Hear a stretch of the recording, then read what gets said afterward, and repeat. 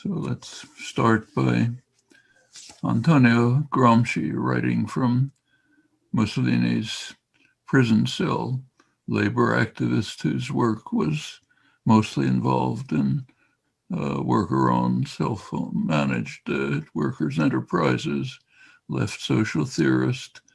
He discussed how societies tend to develop ideas and beliefs that reflect and support the prevailing structure of power, creating a framework of beliefs and attitudes that becomes what he called hegemonic common sense, something we don't question. We just take for granted, like the air we breathe. Now, that tendency has, of course, been recognized before, was a major thesis of Marxist thought, had much deeper origins in modern thought. One of the most interesting is David Hume, the great philosopher David Hume, 18th century. He wrote one of the first major works in what we now call political science, is on the first principles of government. And he opens it in the first paragraph by writing that, I'll quote him, says, he finds nothing more surprising than to see the easiness with which the many are governed by the few, and to observe the implicit submission with which men resign their own sentiments and passions to those of their rulers. When we inquire by what means this wonder has brought about, we shall find that as force is always on the side of the governed, the governors have nothing to support them but opinion. 'Tis therefore on opinion only that government is founded, and this maxim extends to the most despotic, most military governments, as well as to the most free and most popular. It's far more significant in the countries that are most free and most popular, where the art of what Walter Lippman called manufacturing consent has reached its apogee, its most sophisticated application, since direct force is less available. Well, I think all of these thoughts merit careful attention. It's very useful to consider what we take for granted as unquestionable common sense, what we consent to without reflection, not just what we consent to, but what we often go on to regard as the highest goal of life. So in today's world, one of the highest goals in life is having a job. The best advice that one can give to a young person is to prepare to find employment. That is, to prepare to spend your waking life in servitude to a master. For many, that means subordination to discipline that is far more extreme than in a totalitarian state. So Stalin, for example, had enormous control over his subjects, but he didn't have enough control to tell them that at 3 p.m. you can take a bathroom break for a couple of minutes. Here's the clothes you have to wear all day. Here's the way you have to behave when an unpleasant customer comes in. And in general, this is how you have to live your life for most of your waking hours, down to the last detail. That's what's called having a job. Well, all of this is quite apart from the ingenious means that have been developed and devised over the years to control the lives of the subjects, from Taylorism, its origins back in the 19th century, control every motion that a working person makes, up to the devices that are being made available by modern technology. Managers might keep an eye on the workforce, and now it is the all-seeing eye of some remote computer. The major delivery services, UPS and others, now describe how they are increasing efficiency thanks to the new techniques of surveillance. Means fewer drivers achieving more and faster delivery. The method of the new devices allow remote managers to find out if the driver stopped for a cup of coffee or backed up when he shouldn't have done it, so he can get an instant notice of a demerit. Another one and you're fired. Or can find out in seconds whether an Amazon warehouse worker takes the wrong path and wastes 2 seconds, let alone stops to talk to somebody. Demerit, next one, you're gone. And innumerable other examples that are all too familiar, not only in the precarious gig economy, but in one way or another through the whole system of renting oneself for survival, holding a job, one of the highest goals in life. Well, that may be hegemonic common sense today, but it certainly has not been in the past. From classical antiquity right through the 19th century, the idea of being dependent on the will and the domination of others was considered an intolerable attack on elementary rights and human dignity. The hegemonic common sense of today is very recent development, matter worth pondering. In fact, all of this seemed so obviously correct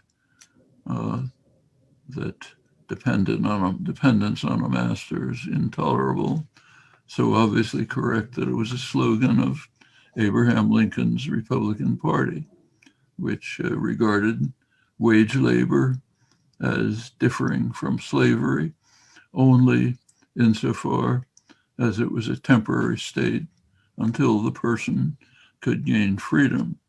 But actually the most lively and eloquent and incisive condemnations and critiques were in the very vibrant labor press of the early Industrial Revolution, written by working people, including what were called the factory girls, young women from the farms who were driven to the mills in the rising industrial system. Their writings are very much worth reading. They are available often in archival forms. The Journal of the Knights of Labor, the great multinational, multiracial union of the 19th century America, held this main slogan that when a man is placed in a position where he is compelled to provide the benefits of his labor to another, he is in a condition of slavery. That was the standard assumption of working people, men and women, through the early years of the Industrial Revolution, right through the 19th century.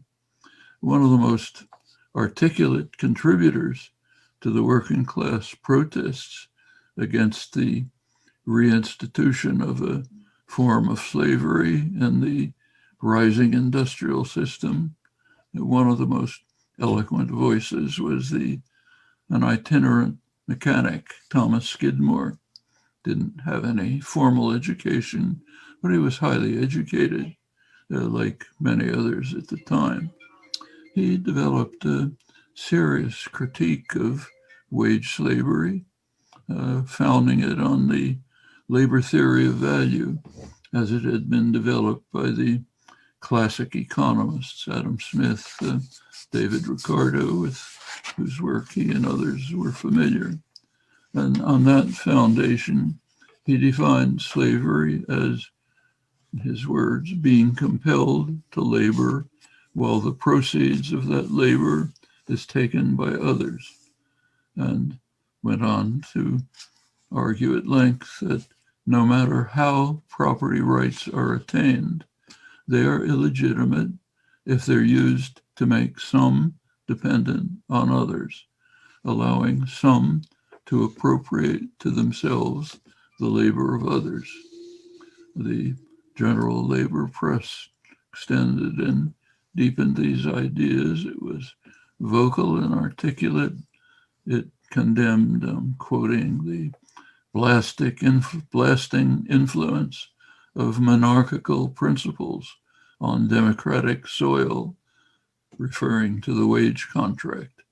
Workers recognized that this assault on basic human rights will not be overcome until those who, in their words, those who work in the mills will own them, and sovereignty will return to producers. Then, quoting, working people will no longer be menials or the humble subjects of a foreign despot, an absentee owner, so that they will be slaves in the strictest sense of the word, who toil for their masters. Rather, they will regain their citizens as free, their rights as status as free American citizens. It was recognized that the Industrial Revolution had introduced a crucial shift from price to wage. So when an artisan sells a product for a price, he retains his person. When he rents himself to a master, he sells himself. He loses his dignity as a person, becomes a wage slave in the terminology of the time. All of these ideas were very much alive, of course, after the formal abolition of chattel slavery. I stress formal because it was quickly reinstituted in 1877 as a new form of slavery, which lasted pretty much into the 1930s and was the basis for the second industrial revolution in the South. Legacy still remains. But in that context, the notion of wage slavery became very prominent. How is it different from chattel slavery? Well, the idea that productive enterprise should be owned by the workforce was pretty common coin all the way through the 19th century, and not just by Karl Marx and other left intellectuals, but also by the major exponents of classical liberalism. The idea was part of the classical liberal tradition of the time. One person who's brought this out eloquently in his recent work is David Ellerman in his studies of what he calls neo-abolitionism. He mentions John Stuart Mill, the most prominent classical liberal figure of the 19th century, one of the great modern intellectuals.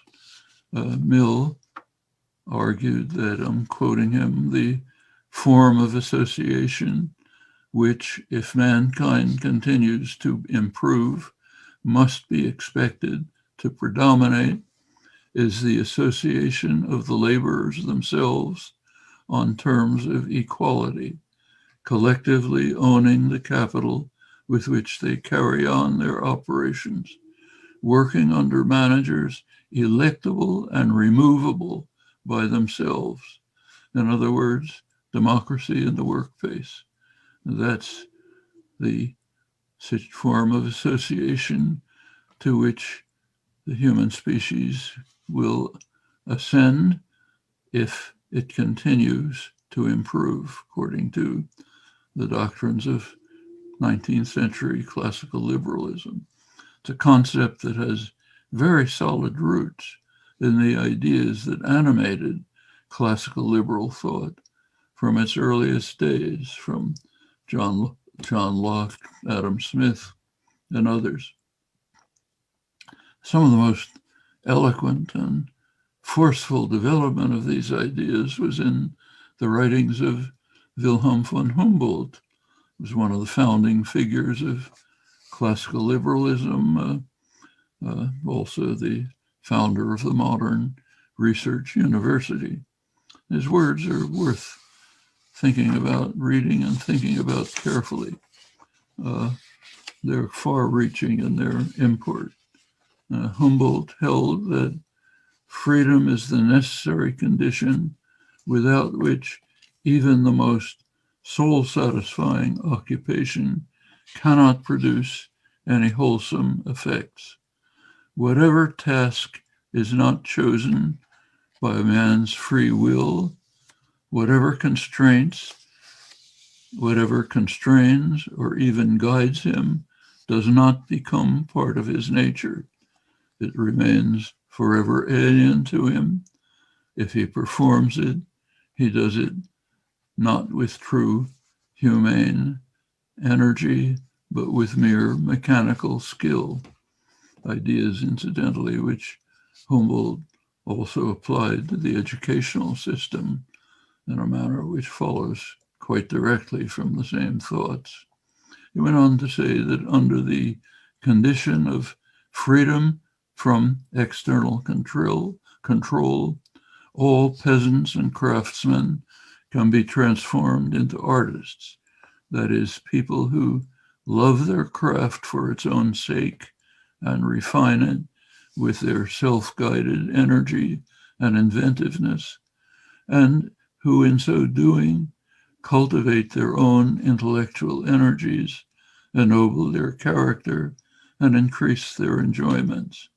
This way, humanity would be ennobled by the very things which now, however beautiful they might be, degraded. This urge for self-realization is man's basic human need from childhood, as distinct from mere animal needs. One who fails to recognize this ought justly to be suspected of failing to regard human nature as what it is and of wishing to turn men into machines. To determine whether the fundamental human rights are being honored, we must consider not just what a person does, but the conditions under which he does it, whether it is done under external control or spontaneously to fulfill a human need. If an artisan produces a beautiful work on command, we may admire what he does, but we despise what he is, an instrument in the hands of others, not a free human being. Adam Smith developed a very sharp critique of division of labor, not what he's famous for. In fact, it's interesting that in the bicentennial edition, the Chicago edition of Adam Smith, the scholarly edition, there isn't even an index entry for Smith's sharp critique of division of labor, but it's there, and it's founded on the same principles. Smith argued that a person who performs the same task over and over on command will become as stupid and ignorant as a human being can be, an outcome that must be prevented by government action in any civilized society. Only work that is freely undertaken, using and enhancing one's own creative powers, is an acceptable social condition. And that's the foundation of classical liberal thought. It's a very short step from these principles to the idea of control of all institutions, all communities, within a framework of free association, federal free organization through agreed voluntary associations. Now, that's the general style of very wide range of thought, including the main socialist traditions, the left anti-Bolshevik Marxists, and much current activist work today of people seeking to gain control over their own lives and fate. There's a proliferation of worker-owned enterprises in the old Rust Belt in the United States, deindustrialized by neoliberal globalization in the interests of short-term profits of bankers and investors, spread of cooperatives, localization of agriculture, and many other initiatives of mutual aid, with the long-term goal of creating the kind of cooperative commonwealth that was the explicit ideal of working people and farmers through the early Industrial Revolution. Labor activists of the 19th century, late 19th century, warned of what they called the new spirit of the age, gain wealth, forgetting all but self. There have been massive efforts to instill this pernicious doctrine in people's heads. The huge advertising and marketing industries spend hundreds of billions of dollars a year to achieve this goal. Much of intellectual culture and education is directed to it, and all quite consciously. If you read the press of the highly class-conscious business world, it warns of what they call, quoting it now, the need to engage in the everlasting battle for the minds of men, to indoctrinate people with the capitalist story so deeply that they repeat it reflexively without thought. It should become common sense, mere common sense, to extol the merits of subordinating oneself to a master for one's waking life, to live a life of servitude to some foreign force. All of this was well understood by working people in the 19th century. In fact, workers in late 19th century New York warned that a day might come when wage slaves will so far forget what is due to manhood as to glory in a system forced on them by their necessity and in opposition to their feelings of independence and self-respect. They expressed their hope that that day would be far distant. In Gramscian terminology, they hoped to be able to block the efforts to instill a new hegemonic common sense in which workers would not only accept, but in fact glory in a system that turns them into menial and humble servants, as they put it, wage slaves under tight control, abandoning their independence for the larger part of their lives. In Hume's earlier terms, they hoped to prevent the imposition of the consent of the government that permits the masters to rule, whether in state or private government. Same ideas, I should mention, relate to the general intellectual culture, not just the submission to a master for most of one's life. It's a topic that George Orwell wrote about it in Suppressed Work that you probably didn't read. Everyone has read Animal Farm, of course, but not very many people have read the introduction to Animal Farm, which was not published. It was discovered in Orwell's papers 30 years later.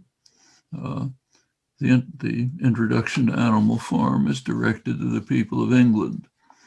It says, this work is, of course, a satire on the totalitarian enemy, but the people of England shouldn't feel too self-righteous about it, because in free England, in his words, ideas can be suppressed without the use of force.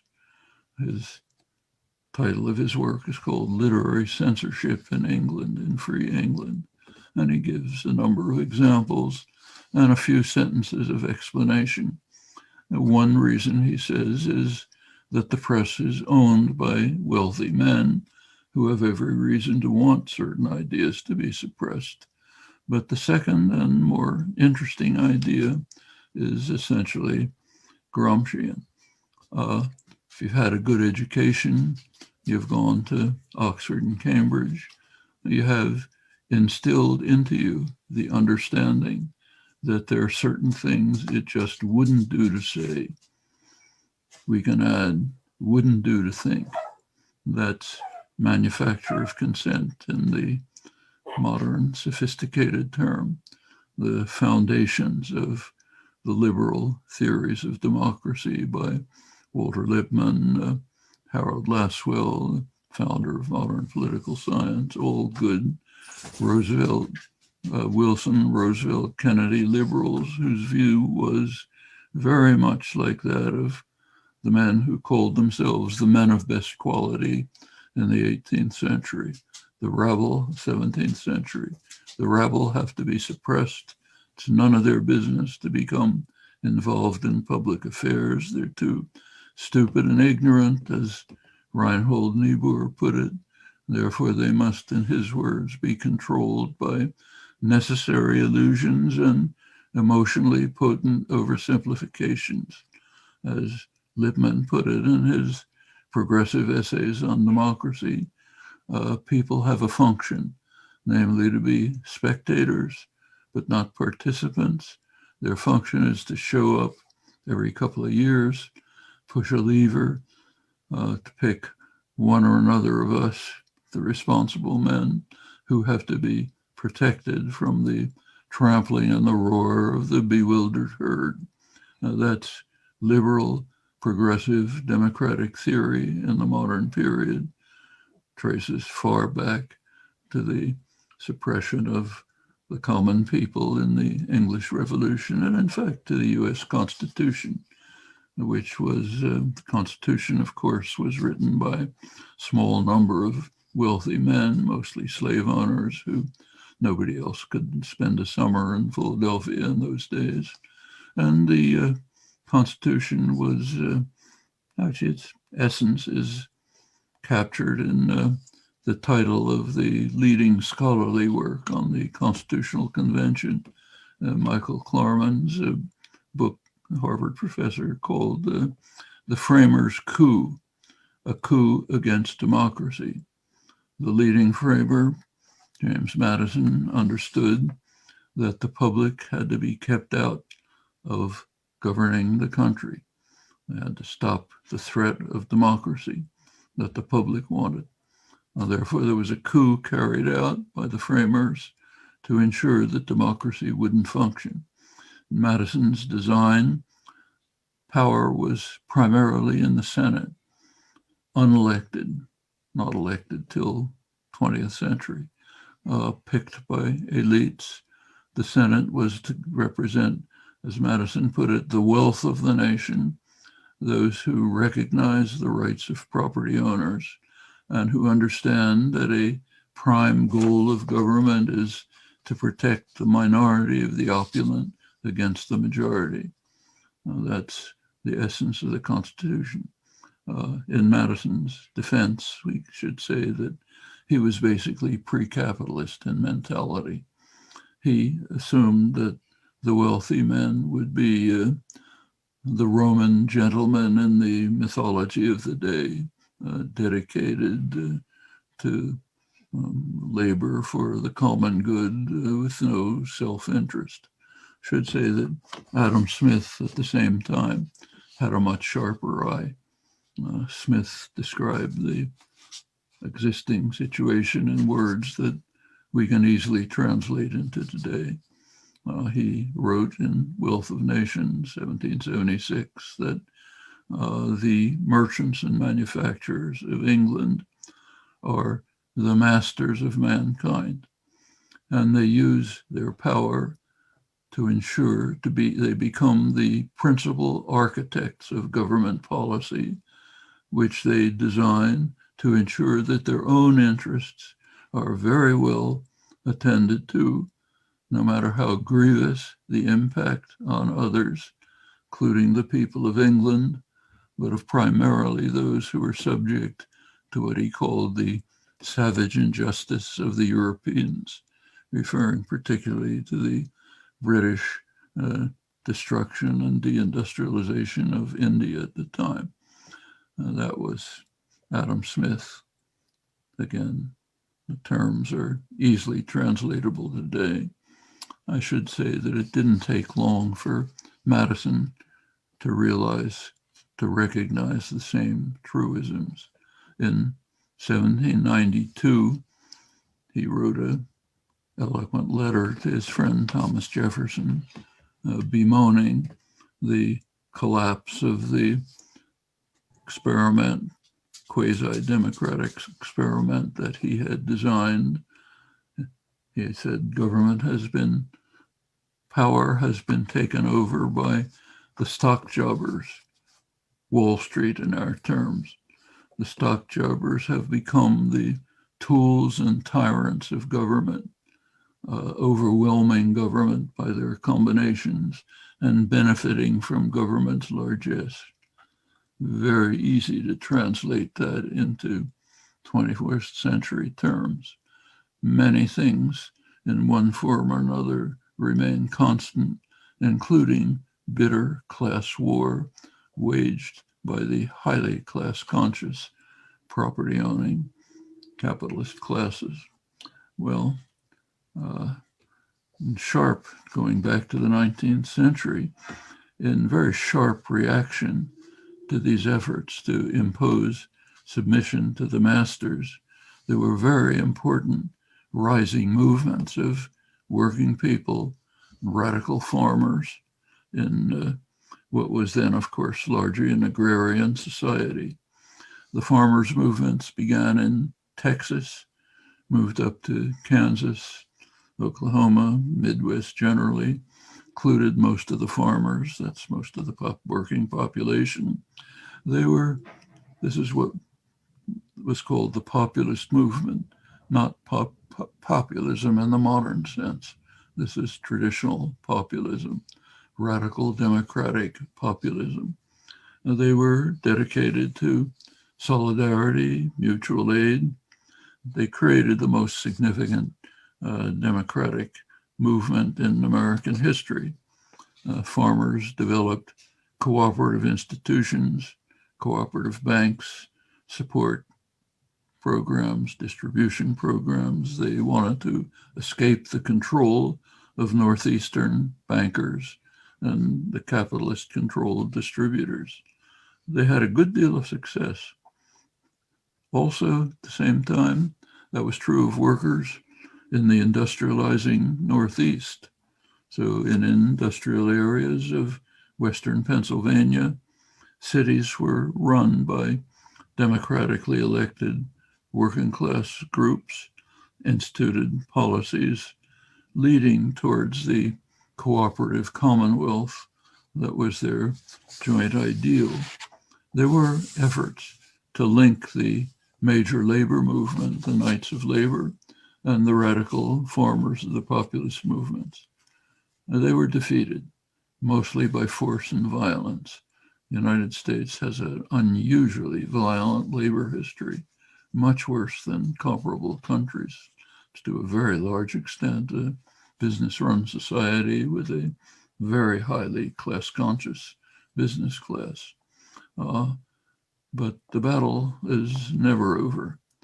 There are setbacks, there's violent repression, intense efforts to beat these ideas of independence and dignity and self-respect out of people's minds, but the struggle goes on constantly. In the United States, it's been very striking in recent years. During the recent neoliberal years, escalating under Reagan, independent farming has been decimated. U.S. agricultural production has tripled since World War II. The number of independent farms has shrunk by 2/3. The size of remaining farms has tripled as highly subsidized agribusiness has displaced independent farms, greatly harming the ecosystem, maybe leading to species suicide, as well as harming, of course, individual lives. Right now in India, the same is happening on a very dramatic scale. Since the neoliberal reforms of the 1990s, over 350,000 peasant suicides have been officially recorded. Nobody knows how many there actually are. Right now, the agricultural workers of India, mass of the population, are fighting for survival on the streets of New Delhi against the extension of these destructive measures. In general, a wide variety of attacks on the general population have been launched under the cover of neoliberal reforms. It's quite a remarkable scale and with very severe effects. Take the United States, our prime concern.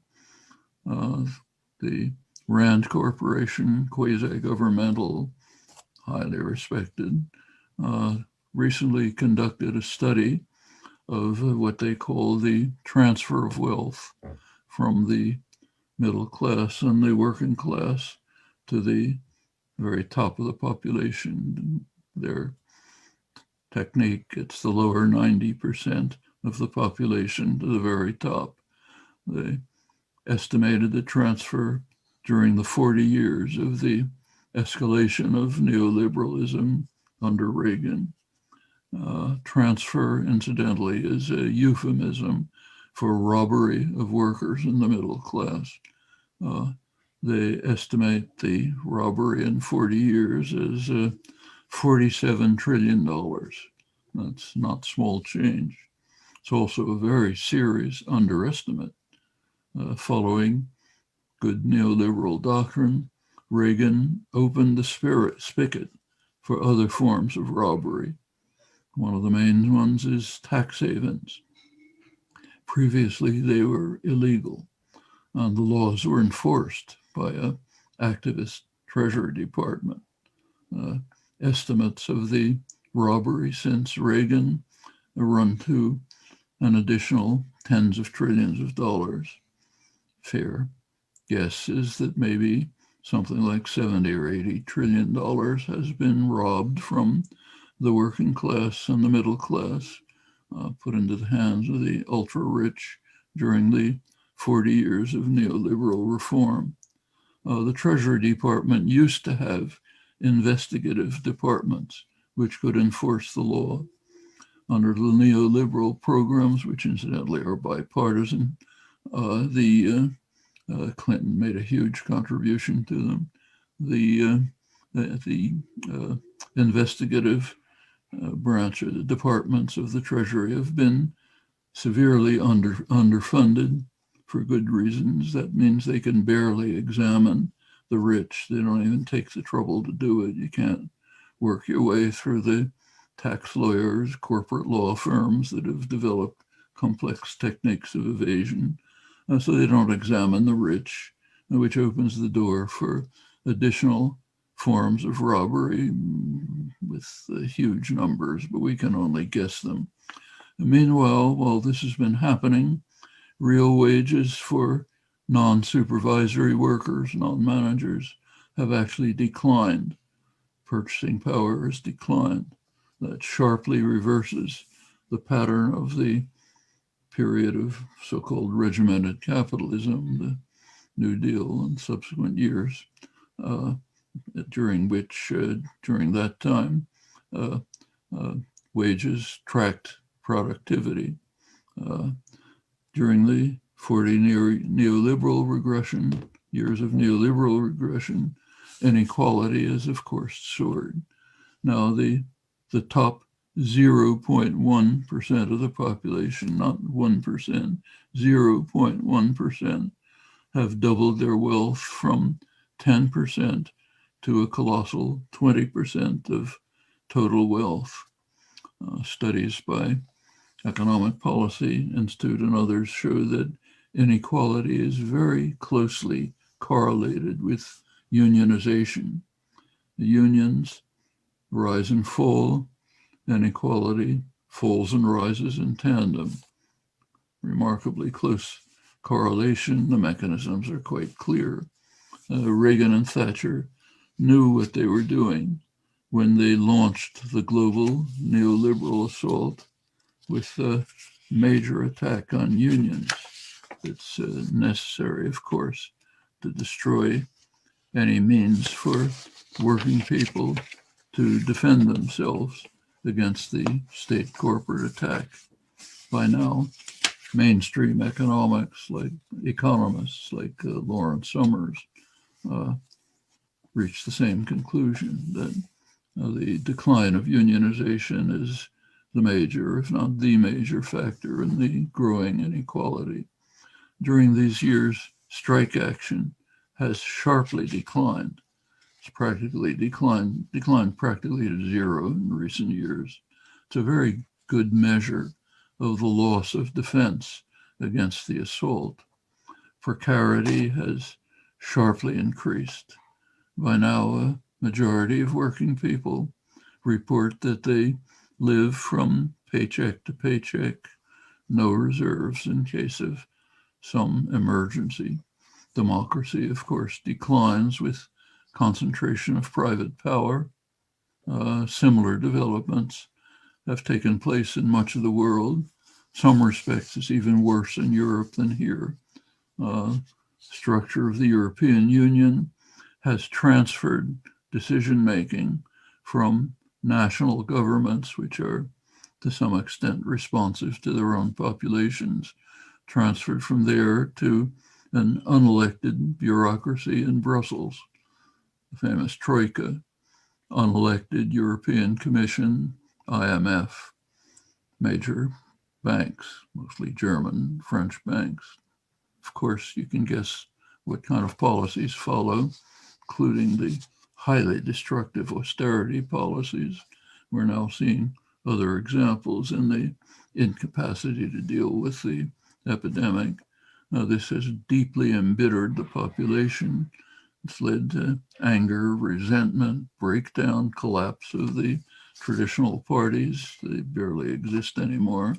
The rise of fertile terrain for the rise of demagogues of the Trump style, comparable ones in Europe, Modi in India, others who can use the opportunity, the breakdown, to impose deeply authoritarian and destructive policies. Well, that's the great achievement of the neoliberal reforms. There have been periods of regression before. They've been overcome. The tasks are far more urgent now than they were in the past. We're in an unusual period right now. For the first time in history, we're facing threats even to survival of organized human life, and not in the distant future. The increasing threats of global warming and nuclear war should be too familiar to require any review. The threats can be met. Feasible solutions are known to every one of the dire problems that humans face. What is not known is whether human intelligence and human will are capable of grasping the opportunities that exist. Now, they're not going to exist for long. If the opportunities are grasped and pursued, the path is open to a much better world, a world in which ideals of freedom and independence that prevailed for millennia can be revived, carried forward, now not restricted to some, as in the past, but encompassing all. They may be suppressed now, these ideals, but not very deeply, I expect. We may recall Karl Marx's image of the old mole who keeps burrowing below the surface, not very far from the surface, then comes to the surface when the proper circumstances arise and an engaged public can break the fetters of submission and passive conformity. Can happen again. That's the hope for the future. It's in your hands. Thanks.